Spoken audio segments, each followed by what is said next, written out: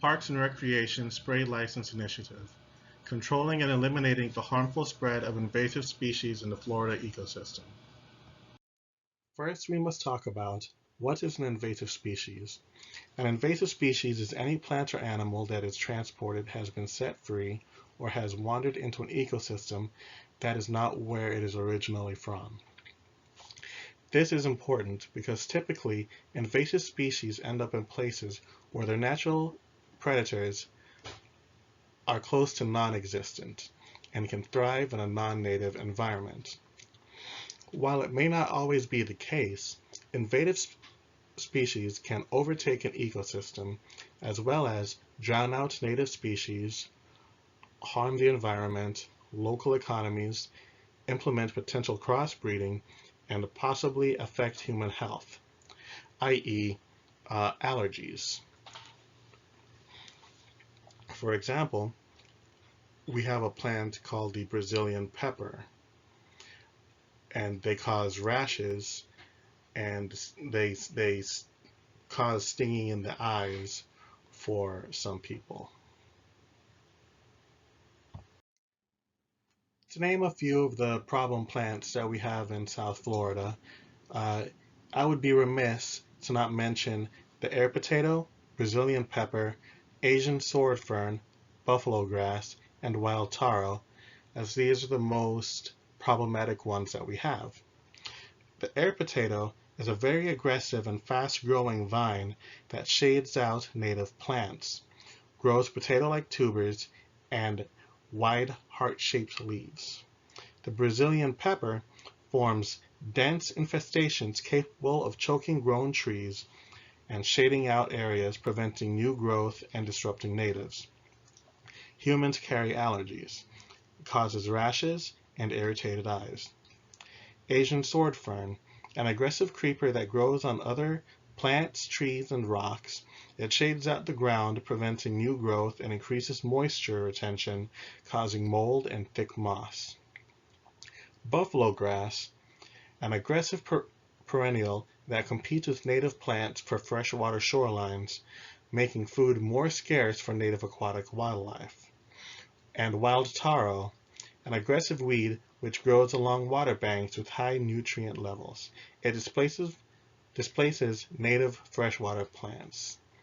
And much like its predecessor, it makes food more scarce for native aquatic wildlife.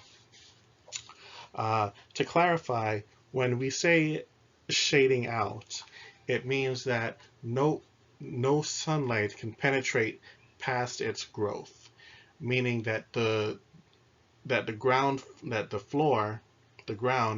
is not receiving any sunlight, meaning that no new growth can occur. So even if seeds dropped by birds, for instance, penetrate the ground, they can't sprout because there's no sunlight.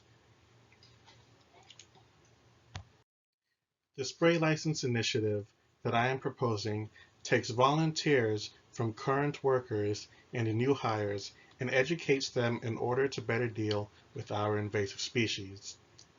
The University of Florida's Institute of Food and Agriculture Sciences Department provides classes, study materials, and exams for interested parties to procure a license to handle chemicals. This could be considered an extension to the chemical safety training offered by Broward County that covers proper equipment use and standard safety attire. Keeping in mind that we want to restore Florida's natural biodiversity while keeping our problems under control/limited, this will bring a quick resurgence of native plants and wildlife.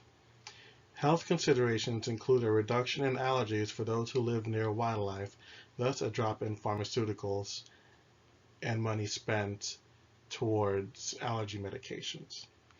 Also, a strong workforce with spray licenses opens the field for promotions, not only in Florida, but countrywide, leading to more job openings and stronger local economies.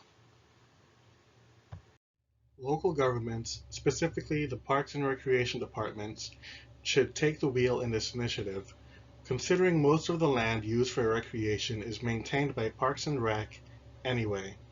This includes trails and waterways owned by the state and federal governments.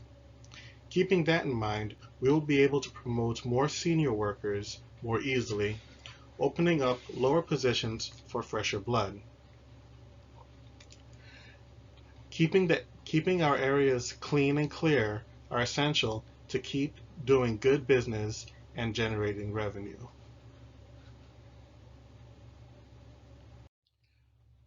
Government workers are public servants.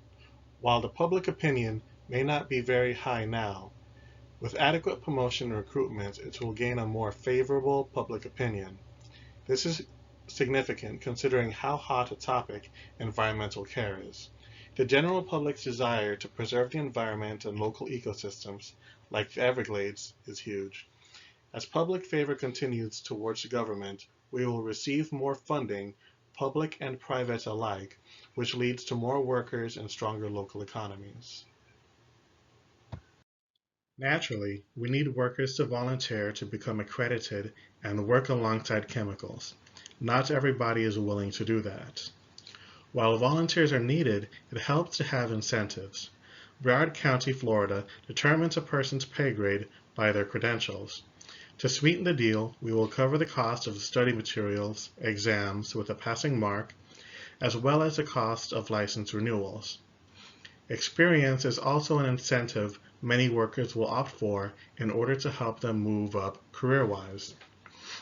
When I say that Broward County, Florida determines a person's pay by their credentials, it means that current and new workers would receive wages higher than they would without the license.